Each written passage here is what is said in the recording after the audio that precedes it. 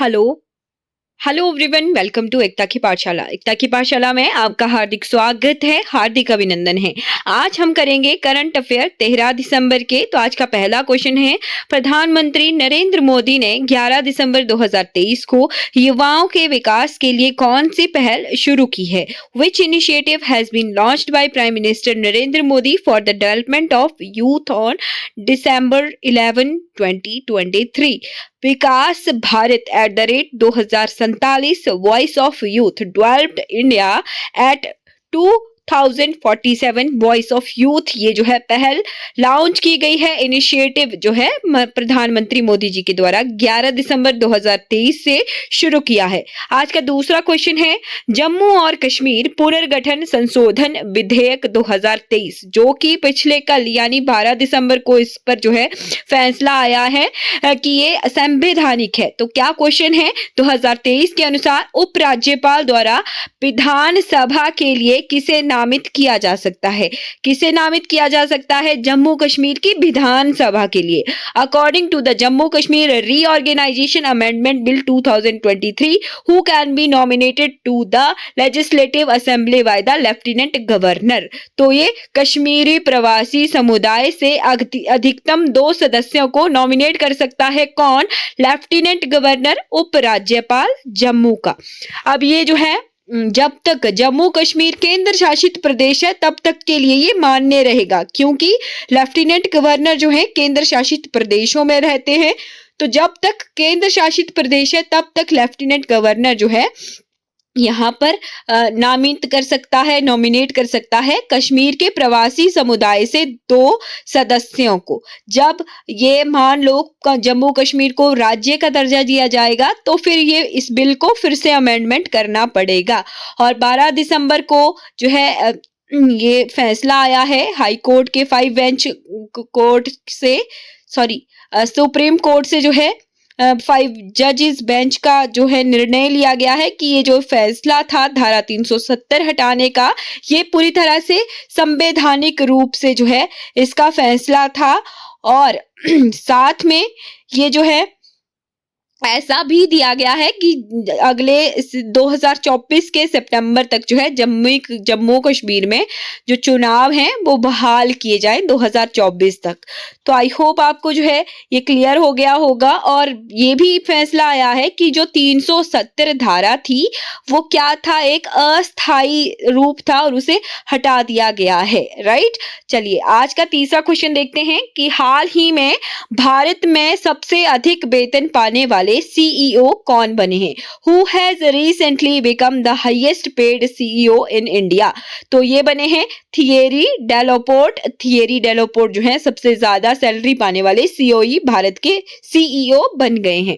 Right, फिर चौथा question है, हाल ही में किस देश ने दुनिया का पहला चौथी पीढ़ी का परमाणु रिएक्टर शुरू किया है? 4th जनरेशन न्यूक्लियर रिएक्टर जो कि दुनिया का सबसे पहला है, किस देश ने शुरू किया है? चाइना ने ये शुरू किया है। आज का 5वां क्वेश्चन है, हाल ही में दुनिया में हल्दी की सबसे अच्छी किस्मों में एक मानी जाने वाली लाकाडोंग हल्दी को जीआई टैग मिला है। यह किस राज्य से संबंधित है? Recently Lakadong turmeric considered one of the best varieties of turmeric in the world has received the GI tag. It belongs to which state? तो जो ये लाकाडोंग हल्दी है ये मेघालय की है और मेघालय की इस हल्दी को जीआई टैग मिला है और दुनिया की सबसे अच्छी हल्दियों की किस्मों में से एक है ये। है हाल ही में जारी स्टार्टअप फंडिंग वैश्विक रैंकिंग 2023 में भारत किस स्थान पर रहा? What position did India rank in the recently released startup funding global ranking 2023? तो भारत का चौथा रैंक रहा है स्टार्टअप फंडिंग वैश्विक रैंकिंग में। 7वां क्वेश्चन है, हर साल 11 दिसंबर को दुनिया भर में अंतरराष्ट्रीय पर्वत दिवस के रूप में मनाया जाता है। वर्ष 2023 में अंतरराष्ट्रीय पर्वत दिवस का थीम क्या है? Every year 11th of December is celebrated as International Mountain Day all over the world. What is the theme of International Mountain Day in the year 2023? तो 2023 की अंतरराष्ट्रीय पर्वत दिवस की थीम रही है रिस्टोरिंग माउंटेन इकोसिस्टम। 11 दिसंबर को इंटरनेशनल माउंटेन डे मनाया जाता है।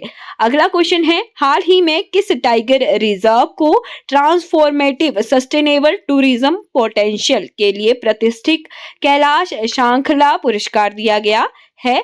Which tiger reserve has recently been given the prestigious Kailash Shrinkhala Award for its transformative sustainable tourism potential? तो ये पीलीभीत टाइगर रिजर्व को दिया गया है। आपने मुझे कमेंट सेक्शन में बताना है कि पीलीभीत टाइगर रिजर्व जो है कौन से राज्य में है। अगर आपको ये क्वेश्चन का आंसर नहीं आ रहा होगा, मेरे चैनल पर जाइए, एनवायरमेंट वाली प्लेलिस्ट में जाइए, वहां पर मैंने नेशनल पार्क में बहुत अच्छे से सारे टाइगर रिजर्व भी करवाए हैं।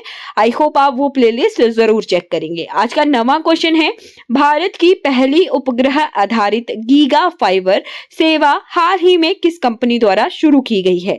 India first satellite based giga fibre service has been recently launched by which company? तो ये रिलायंस जियो के द्वारा शुरू की गई है। 10th क्वेश्चन है, भारत के किस राज्य को अंतर्देशीय मछली पालन मैदानी क्षेत्र में पहला स्थान दिया गया है? यानी मैदानी क्षेत्रों में मछली पालन के लिए अंतर्देशीय इनलैंड अवार्ड दिया गया है। Which state of India has been ranked first in inland fisheries plains? तो ये जो है उत्तर प्रदेश को मछली पालन के लिए अवार्ड दिया गया है, पहला स्थान प्राप्त हुआ है। निम्नलिखित में से किस हेल्थ इंश्योरेंस कंपनी ने हाल ही में एक्टिव वन पेश किया है? Which of the following health insurance company has recently introduced active one? तो आदित्य बिरला हेल्थ इंश्योरेंस ने जो है ये एक्टिव वन की शुरुआत की है। 12th क्वेश्चन है, हर बच्चे के लिए हर अधिकार के थीम के साथ किस तारीख को यूनिसेफ दिवस मनाया गया? On which date UNICEF day was celebrated with the theme of every child every right?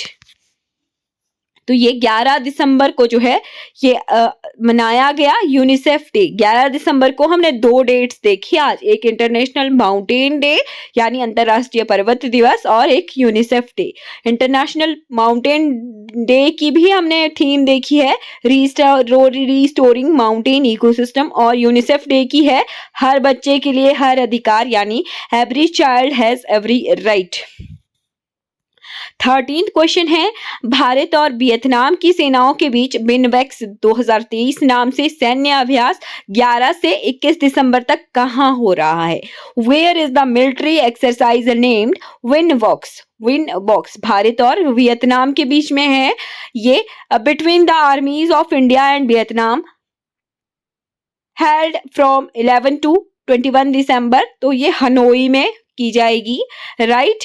विनबॉक्स जो है ध्यान रखिएगा। फिर है VIN भी हो सकता है, आपने चेक कर लेना है स्पेलिंग को। राष्ट्रीय कोको दिवस हर साल किस तारीख को मनाया जाता है? नेशनल कोकोआ डे कब मनाया जाता है? 13 दिसंबर को ये मनाया जाता है। और आज की वीडियो का लास्ट क्वेश्चन है, हाल ही में सुप्रीम कोर्ट ने सर्वसम्मति से अनुच्छेद 370 को निरस्त करने के केंद्र के फैसले को बरकरार रखते हुए कब तक जम्मू कश्मीर में विधानसभा चुनाव कराने की समय सीमा तय की है? तो मैंने ये आपको वीडियो के स्टार्टिंग में भी बताया था कि सितंबर 2024 तक जो है जम्मू कश्मीर में चुनाव करवाने के लिए समय सीमा तय की गई है। तो 30 सितंबर 2024 तक ये बताया गया है कि आपने बहाल करने चुनाव, वहां पर चुनाव करवाइए। धारा 370 को हटाना जो है केंद्र का फैसला बरकरार किया गया है कि वो संवैधानिक तरीके से जो है हटाई गई है धारा 370। आई होप आपको आज की वीडियो अच्छी लगी होगी। हम जो है अप्रोप्रिएट डे टू डेली जो भी हमारे आसपास जो भी करंट अफेयर हो रहा है उसको कवर कर रहे हैं। आई होप आप मेरे चैनल को सब्सक्राइब जरूर करेंगे और इन वीडियो को लाइक और शेयर जरूर करेंगे। साथ में और वीडियो जो है हिमाचल जी के पढ़ रहे हो तो इंडिया जी के पढ़ रहे हो तो इंग्लिश पढ़ रहे हो, हिंदी पढ़ रहे हो तो प्रॉपरली मेरी वीडियोस में जाके प्लेलिस्ट चेक कर लेना। Thank you for watching.